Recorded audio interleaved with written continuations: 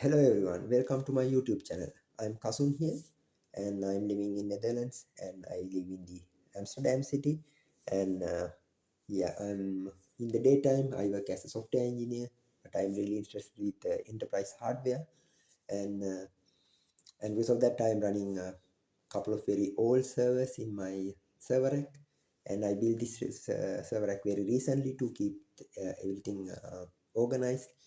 And Here I run a couple of very old servers, and I just installing different things on them, and just have some fun with them.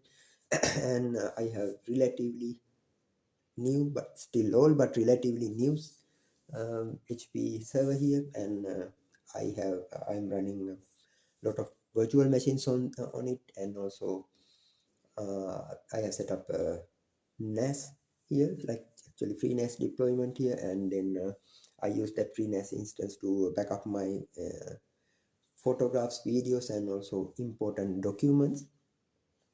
And I actually built this server rack very recently using two IKEA lag tables, but I actually did a lot of woodworking, extra woodworking to give this rack like make it really modular, or maybe like allow me to do work with the servers much more easily.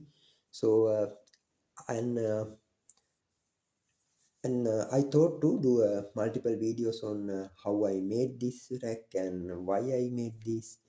And if you want then if you want to have a similar setup, then you can follow my next upcoming videos, and you can easily build this. And actually the entire rack setup with the extra woodwork cost me around, I think, maximum 20 euros. Yeah, in total of 20 euros, or less than, even less than that. Yeah, I think it should be around 15 to 10 to 15 euros. So that's that's all I spent on this one. So it's really cheap, and but it's really flexible. I'll show you why I say it's really flexible. And yeah, so let's dive little more deep, and I will go more closer to the rack, and I will explain how like it is built in a very high level, and what is this flexibility I'm always talking about. I think this way will give you more understanding, or it would be really easy for you to understand from this view how I have made this, and also what are these extra woodwork. So basically here I have two lag tables. This is the top one, you can't see the topmost part, but this is the top IKEA table, lag table, and then this is the bottom one. So basically this rack is made out of two lag tables, and then I glue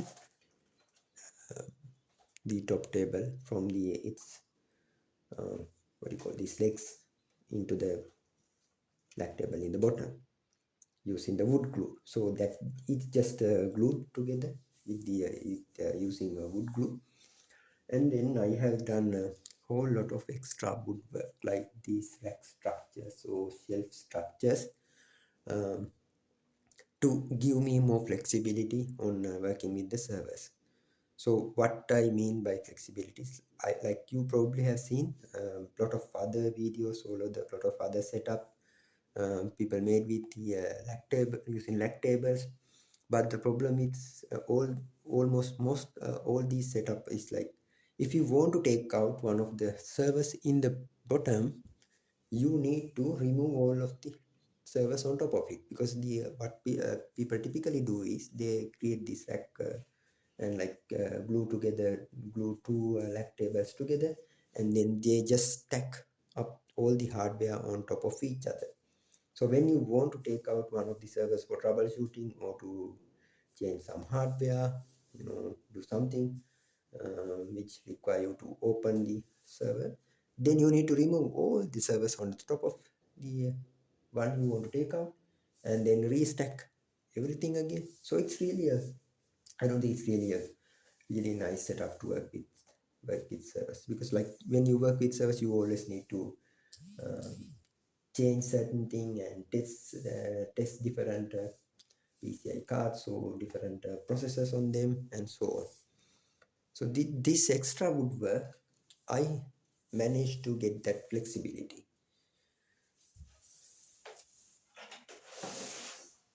See, here I can pull any of the servers out, even the bottom ones. Quite heavy. Push them back. Yeah.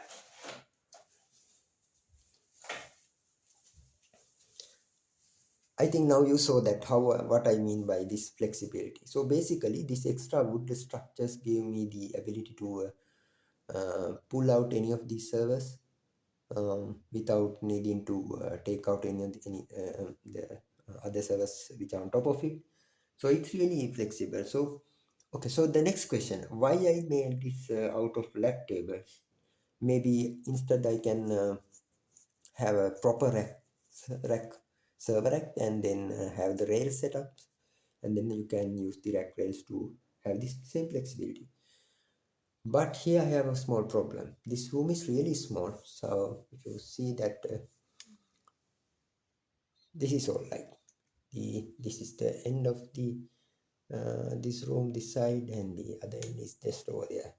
So this room is really small. So if I place a proper racks here, most of these racks are really deep, and then these racks will at least come somewhere up to here, at least somewhere up to here. So that means I will have only probably 1 foot between the door and the rack, so it will significantly block the entrance to the rooms. And so I don't want to I don't want to have such a huge rack here and then occupy a major part of this room, because this is one of our common rooms. Like we have our wardrobes and different things here. So then my wife also frequently come to this room, so I needed to I didn't want to take too much space out of it, and I just wanted to manage everything within the really small space.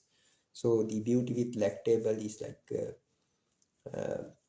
they don't take that much space. So the all the servers stick out about 6 inches from the behind, and so I kept around one like 14 to 16 inches, as I remember, from the rear the wall to the rack. So I have some space to when I want to go behind and plug cable or remove a network cable or plug power cables and so on. So I have enough space there. I can just go behind it and plug any cable to the servers. And so this is the how I built it, and in very high level, and what I mean by this flexibility and why I did this way. So I'll let me go a little bit deep into this extra woodwork and how I made them and stuff. So yeah, let's go to that part.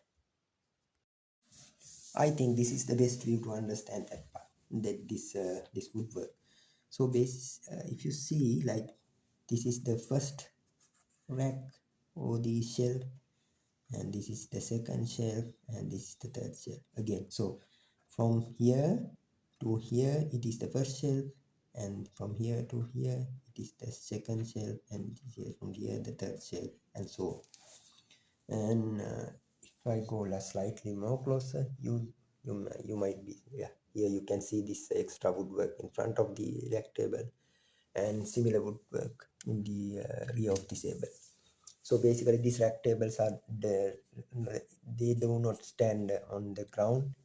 They are standing on this small wood frame, which give them more strength, because what I saw is like these lag tables are not really strong to withstand a lot of push pull forces I may exert when I pull out these servers. So I created this small foot or the woodwork which supports the legs of the lower black table. So you can see that this is the foot or the basement of the rack, and this here the black table's leg is wedged between these two wood planks. So then it will not move around. And I have this similar another wood plank which runs between the two legs, like from here to here, and it is beneath this server, so you cannot see it right now. Yeah, here you can see it. This wood plank is really tightly fit between these two legs, so the legs do not mm, move that much. They have more like they're really stable right now. And if I add something from the outside also, which I'm planning to do, and then that will give really a strong structure to the lower leg table. And I will do something similar here, uh, in the place where the two leg tables come together. So I will run maybe some more wood from bottom to top, so it will be more sturdy. And then for the all these woodworking, I use very basic stuff, some fine cut saw, and some leftover wood from IKEA furniture, and some really cheap wood from the hardware store. Okay, so let's go to the details of this shelf. So this lowermost shelf is for one new server, which is in the bottom, and the second shelf which runs from here to here is for 2U server, and that for same. And here the fourth server, which is again a 2U server, sits on top of the third rack. So this shelf are slightly taller than the one U server or 2U server itself. So for example, from the height from here to here, I mean not here to here, but here to here, is slightly taller than the one U server.